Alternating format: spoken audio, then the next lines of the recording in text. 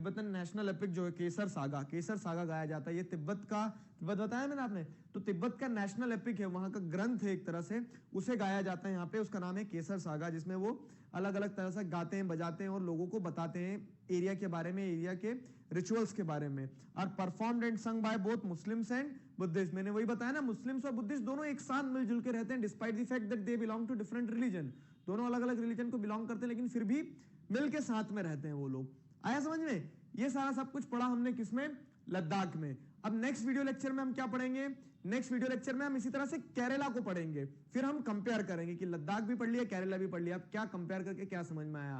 इन चीजों को ध्यान रखना जो हमने आपको पिछले वीडियो में क्वेश्चन दिए थे, फाइंड आउट कि वहां के लोग क्या खाते हैं, what do the people eat in both the areas. Ladakh में क्या खाते हैं? तो दे ईट मीट, ठीक है, एंड मिल्क प्रोडक्ट्स जैसे चीज वगैरह, ये सारी चीजें, ठीक है। उसके बाद में क्या पहनते हैं? तो अधिकतर उन लोगों का जो रहता है तो विंटर वेयर्स वगैरह पहन के रखना होता है, पश्मीना शॉल्स, ये सारी चीजें वो प्रोड्यूस भी करते हैं, वो भी पहनते हैं।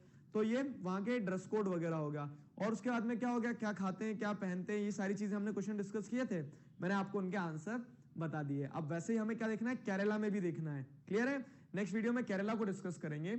इस चैप्टर के नोट्स आप हमारी ऑफिशियल वेबसाइट magnetbrains.com पर जाकर बहुत आसानी से डाउनलोड कर सकते हैं। magnetbrains.com पर क्लास 4th से क्लास 12th तक सभी सब्जेक्ट्स, सभी चैप्टर्स और सभी चैप्टर्स के सब टॉपिक्स एक अरेंज फॉर्मेट में अवेलेबल है, जिन्हें आप बहुत आसानी से पढ़ सकते हैं, समझ सकते हैं, डाउनलोड कर सकते हैं। Feel free to visit our official website magnetbrains.com। मिलते हैं नेक्स्ट वीडियो में। Thank you very much. Hello everybody, this is Digraj Singh Rajput, welcome to magnet brains. इस वीडियो में हम क्या पढ़ने वाले हैं? इस वीडियो में हम पढ़ेंगे केरला के बारे में। अभी तक हमने क्या देखा? पिछले वीडियो में हम लोगों ने लद्दाख के बारे में पढ़ा था, लद्दाख कंप्लीट हो गया। अब इस वीडियो में हम केरला के बारे में पढ़ेंगे। केरला क्या?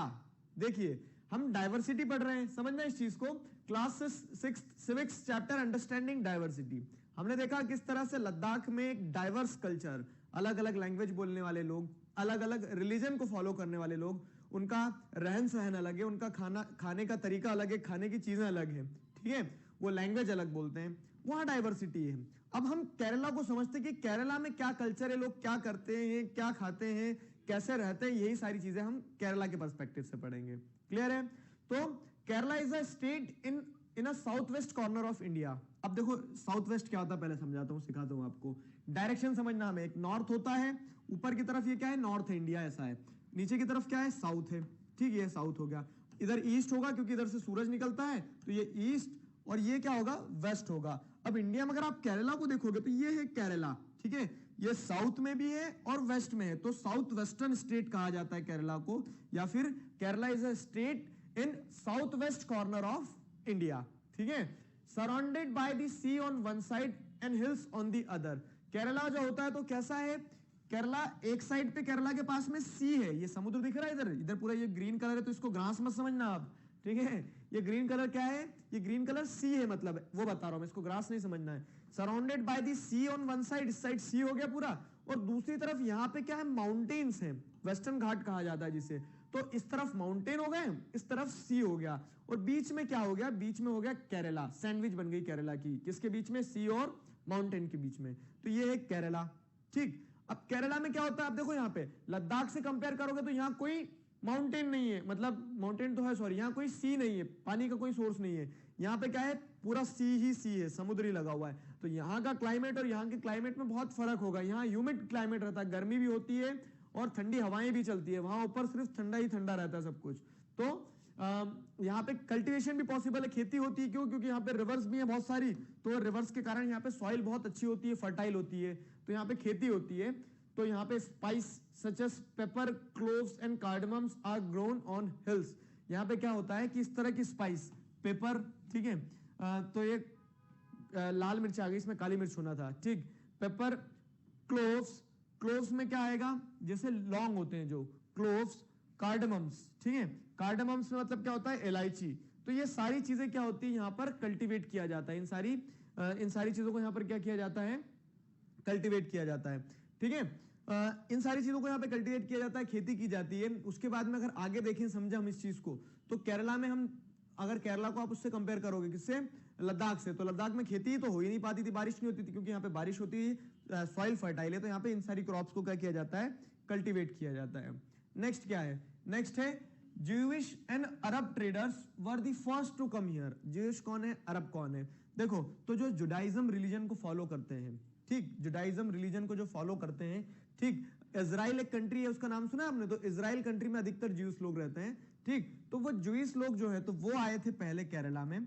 उसी के साथ साथ अरब ट्रेडर्स, अरब ट्रेडर्स मतलब कौन? अरब ट्रेडर्स जैसे हमने देखा था जो माउंटेन के बीच में पासेस थे वहां से ट्रेड करने के लिए लोग लद्दाख जाते थे ना, वैसे ही अरब ट्रेडर्स शिप के थ्रू, जब जहाज में बैठे वो, तो जहाज के थ्रू वो मिडिल ईस्ट से, सऊदी अरेबिया वगैरह जो है ना, सऊदी अरेबिया तो वो अरब, वहां से वो लोग आए थे कहां?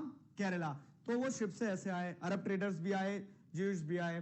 फिर उसके बाद में Saint Thomas the apostle of Christ, apostle of Christ मतलब सेंट थॉमस जो थे तो he was the apostle of Christ, यानी वो जीसस क्राइस्ट के क्या थे? एक तरह से शिष्य थे, ठीक है, जिन्होंने क्या किया? जिन्होंने जीसस क्राइस्ट के मैसेज को दुनिया तक पहुंचाने का जिम्मा अपने सिर पर लिया। तो अपोस्टल ऑफ क्राइस्ट मतलब जीसस क्राइस्ट के जो शिष्य थे, इनका नाम था सेंट थॉमस। ये ऐसा माना जाता है कि 2000 साल पहले, ठीक है, is credit to bring Christianity in India 2000 years ago. तो 2000 साल पहले उन्हें क्रेडिट दिया जाता है कि उन्होंने क्रिश्चियनिटी को इंट्रोड्यूस करवाया। कहां पर? उन्होंने क्रिश्चियनिटी को इंट्रोड्यूस करवाया इंडिया में, ठीक, इंडिया में क्रिश्चियनिटी को इंट्रोड्यूस सेंट थॉमस ने केरला के थ्रू करवाया है, ठीक। तो ये माना जाता है। तो यहाँ पे क्रिश्चियंस भी है, एक मेजोरिटी पॉपुलेशन जो है केरला में क्रिश्चियंस की है।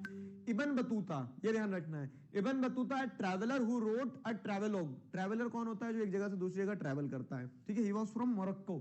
मोरक्को एक अफ्रीका में कंट्री है, तो अफ्रीका में कंट्री है मोरक्को। मोरक्को के एक ट्रैवलर थे इब्न बतूता। इब्न बतूता वहां से निकले मोरक्को से और जगह जगह घूमते थे। इंडिया भी आए, वो इंडिया में आए तो उन्होंने जो ट्रैवलॉग लिखा था, अपना जो ट्रैवल अकाउंट लिखते थे ना, वो जगह जगह घूम रहे थे तो क्या देख रहे थे, तो जो उन्होंने ट्रैवलॉग लिखा उसमें क्या लिखते हैं? In which he describes the lives of Muslims and says that they were a highly respected community. तो वो बताते हैं कि यहाँ पे मुस्लिम्स कैसे रहते थे केरला में, और वो ये भी बताते हैं कि मुस्लिम्स की यहाँ पे बहुत रिस्पेक्ट की जाती थी। तो वो अपने इस एक्सपीरियंस को अपनी बुक में लिखते हैं। अब देखो यहाँ पे तो अलग अलग रिलीजन के लोग हैं, ज्यूस भी हैं, अरब्स भी हैं, जो मुस्लिम्स हैं, ठीक है। इब्न बतूता भी मुस्लिम्स के बारे में लिखते हैं, क्रिश्चियंस भी पाए जाते हैं, ठीक है, हिंदूज भी पाए जाते हैं। तो इतने सारे अलग अलग रिलीजन को फॉलो करने वाले लोग यहाँ पे रहते हैं, ठीक है। अब देखो क्या है, due to this historical influences, अब आपने देखा वहां पे अरब्स भी आए, ज्यूज भी आए, क्रिश्चियंस भी आए, सारे लोग आए। तो इस हिस्टोरिकल इन्फ्लुएंस के चलते people in Kerala practice different religions, ठीक है। तो अलग अलग तरह की रिलीजियस प्रैक्टिसेस को और अलग अलग रिलीजन्स को फॉलो करते हैं यहाँ के लोग, सच एज जुदाइज्म, इस्लाम, ठीक है, मुस्लिम्स हो गए, ज्यूस हो गए, क्रिश्चियंस हो गए, क्रिश्चियनिटी, हिंदूज और बुद्धिज्म, सारे रिलीजन के लोग यहाँ पे पाए जाते हैं, ठीक। Fishing and agriculture is the main occupation in Kerala. Fishing and agriculture क्यों? तो मैंने आपको बताया था केरला कहां पे? कोस्टल स्टेट, इधर पूरा समुद्र है ना, समुद्र है तो समुद्र में क्या मिलेगा? पानी तो मिलेगा, पानी के अंदर मछली मिलेगी ना बहुत सारी। तो यहाँ पे लोग क्या करते हैं? Fishing and agriculture. अब मैंने आपको बताया जैसे स्पाइसेस वगैरह भी कल्टीवेट की जाती है, तो fishing and agriculture is the main occupation, यहाँ के लोगों का मेन ऑक्यूपेशन ये होता है। उसके बाद में क्या है? Chinese fishing nets are used for fishing. Chinese fishing nets में क्या आ जाएगा? चाइनीज फिशिंग नेट्स में आ जाएगा कि ये देखो, ये चाइनीज फिशिंग नेट्स है। अब पतंग उड़ाते हैं आप में से कितने लोगों ने पतंग उड़ाई है? तो आपने देखा होगा, हम बोलते हैं चाइना वाला धागा है ये। चाइनीज फिशिंग नेट में भी वही होता है कि एक तरह से नायलॉन वाला धागा जो होता है ना, उससे क्या किया जाता है? उससे नेट बनाई जाती है। और ये चाइनीज फिशिंग नेट जो होती है, ये मछली पकड़ने के लिए यूज की जाती है। The Chinese fishing nets are called cheena vala, ठीक है, या फिर चीना वाला। अब देखो चाइना, चीन, चेना रिलेट कर पाए ना, तो ऐसा माना जाता है, it is believed that cheena word is derived from the cheena word is derived from China. तो चाइना से चेना बन गया, ठीक है, चाइना से चेना। और ये चाइना वाला, जैसे हम बोलते हैं चाइना वाला धागा है, तो वैसे ये चेना वाला नेट हो गया, ठीक। Similarly utensils used for frying is called cheena chatti. जैसे हम कहते हैं ना चीनी का बर्तन है, ये चीनी का बर्तन है, तो चीनी का बर्तन को क्या कहा जाता है? चेना चाती, चेना चाती कहा जाता है। तो ये वर्ड ओरिजिन बता रहे हैं, मतलब देखो इन्फ्लुएंस जो है तो चाइना से भी इन्फ्लुएंस होता है कहीं ना कहीं केरला, ठीक। Majority of the people here eat rice, fish and vegetable. अधिकतर लोग यहाँ क्या खाते हैं? मछली खाते हैं, चावल खाते हैं और वेजिटेबल्स खाते हैं। मछली और चावल क्यों खाते हैं? मैंने आपको बताया फिशिंग मेन ऑक्यूपेशन है। अब जब मेन ऑक्यूपेशन फिशिंग है तो वो फिश खाएंगे ही खाएंगे, ठीक। राइस कल्टीवेट होता है, वेजिटेबल्स कल्टीवेट होती है, तो उन्हें भी ये कंज्यूम करते हैं। फिर आगे क्या है? Boat race is an important part of the Onam festival celebrated in Kerala. Kerala में जो ओनम फेस्टिवल सेलिब्रेट किया जाता है उसका एक इंपॉर्टेंट पार्ट है बोट रेस। बोट रेस होती है यहाँ पे, ठीक है। बोट रेस कैसी होती है? आपने बागी 2 देखी है मूवी? बागी वन में जो आपने देखा होगा जो विलन रहता है तो वो केरला में बहुत तेजी तेजी से बोट चलाता है इस तरह से। तो ये बोट रेस जो है यहाँ पे एक इंपॉर्टेंट फेस्टिवल है। कंपटीशन होते हैं बड़े बड़े, 100 मीटर की, 100 फीट की बोट्स होती है। उन बोट्स को क्या किया जाता है? उन बोट्स से रेस लगाई जाती है समुद्र में, नदियों में, ठीक है। बैक वाटर्स जो लगून्स होते हैं ना, वहां पर। ज्योग्राफी में पढ़ेंगे हम इन सारी चीजों के बारे में। क्लियर है? तो हमने ये केरला के बारे में डिस्कस किया है।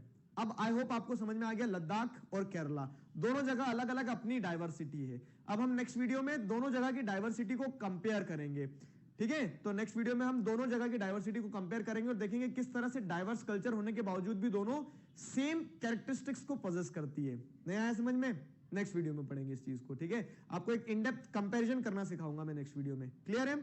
इस चैप्टर के नोट्स आप हमारी ऑफिशियल वेबसाइट magnetbrains.com पर जाकर बहुत आसानी से डाउनलोड कर सकते हैं। magnetbrains.com पर क्लास 4th से क्लास 12th तक सभी सब्जेक्ट्स, सभी चैप्टर्स और सभी चैप्टर्स के सब टॉपिक्स एक अरेंज फॉर्मेट में अवेलेबल हैं, जिन्हें आप बहुत आसानी से पढ़ सकते हैं, समझ सकते हैं और डाउनलोड कर सकते हैं। Feel free to visit our official website magnetbrains.com। मिलते हैं नेक्स्ट वीडियो में। Thank you very much. Hello everybody, this is Digraj Singh Rajput. Welcome to magnet brains. इस वीडियो में हम क्या पढ़ने वाले हैं? इस वीडियो में हम पढ़ेंगे comparison between Ladakh and Kerala. देखिए हमारा चैप्टर क्या था, अभी तक हम लोगों ने क्या पढ़ा? अभी तक हम लोगों ने पढ़ा कि किस तरह से डाइवर्सिटी जो होती है वो एक बहुत एसेंशियल पार्ट है, बहुत जरूरी है हमारी लाइफ के लिए, ठीक है। हमने देखा कि डाइवर्सिटी होगी तभी हमें क्या लगेगा, हमारी जो दुनिया है वो सुंदर लगेगी, खूबसूरत लगेगी।